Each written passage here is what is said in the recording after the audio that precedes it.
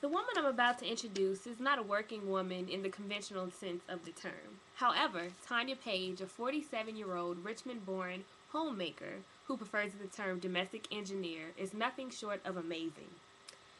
Paige, depending on the day, is a chef, a chauffeur, a maid, the CEO of her home, and most importantly, a mother, not only to her own children, but to the community. What inspired you to become a homemaker?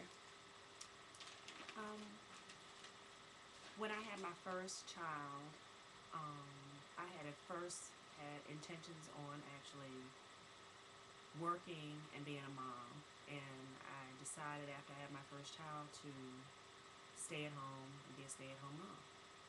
Well, what changed your mind?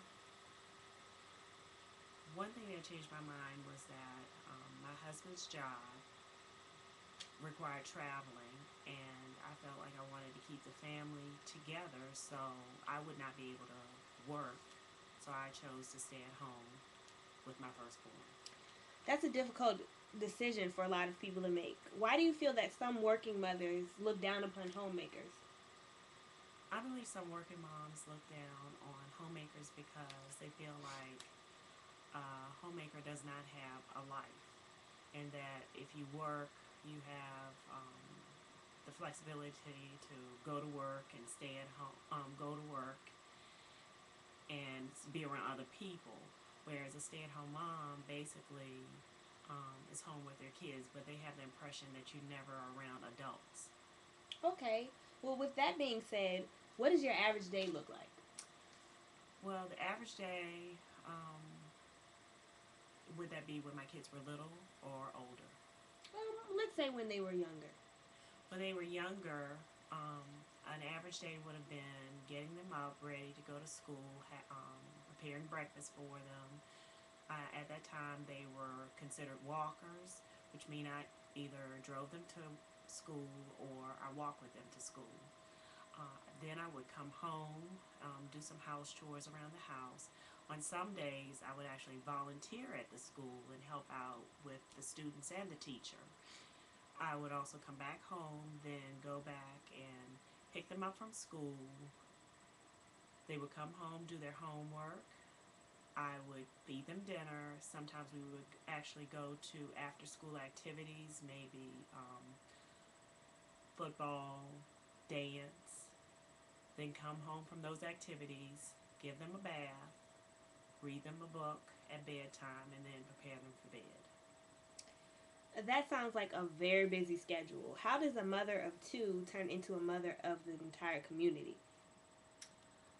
Well, a mother of two turns into the mother of an entire community. That particularly happened when they went to high school, especially with my daughter. She was a cheerleader, and I found myself, I thought I would be going to football games and basketball games to see her cheer or pick her up from practice, but it ended up becoming a case of other children wanting to be, wanted you to be their mom too.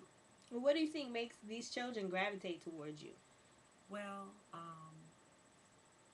teenagers in particular tend to gravitate to me, I would say, or what you call tweens also, because I used to be a former high school teacher. And I think I particularly understand that particular age group, and they just enjoyed being around me. I enjoy being with them. They make you laugh, and they're a very interesting age group. Well, what do you think makes them so misunderstood? I believe a lot of people misunderstand teenagers simply because they don't take the time to understand how they think, and that teenagers have a voice and they need to be heard. Um, so would you say that you adopted them or that they adopted you? I would say that they adopted me, definitely. Where do you draw your inspiration from to do good in the community? Well, I draw my inspiration from God. The Lord is first in my life, in my home, and that inspiration teaches me how to be a mother and a wife. You speak about being an educator. What have you learned from these kids? What I learned from these kids is that basically, I would say in life, young people have a lot to offer, um, and they have a lot to express that adults need to listen and hear from them. I also feel that young people have a special gift to give to the world. Tanya Page continues to inspire kids in her community and in turn continues to be inspired. And according to her, the roles of student and a teacher are interchangeable and there's something to learn from everyone.